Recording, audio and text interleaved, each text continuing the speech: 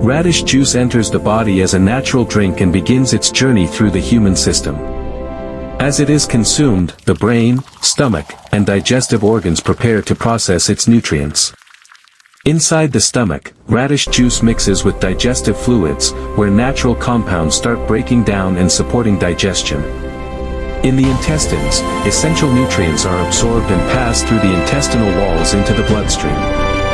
These nutrients then travel throughout the body, reaching vital organs and muscles. In the brain, they support neural activity, helping neurons communicate more efficiently and improving mental clarity. Muscles receive nourishment as nutrients reach muscle fibers, supporting strength and recovery. In the gut, radish juice helps maintain digestive balance by supporting beneficial bacteria. As nutrients circulate, energy levels rise and the body feels refreshed. However, excessive consumption can cause side effects. The stomach lining may become irritated, leading to discomfort or inflammation. In some individuals, allergic reactions may occur, causing redness or itching.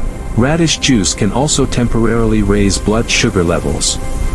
Overconsumption may result in fatigue instead of energy. This is why moderation is essential for maintaining the body's natural balance.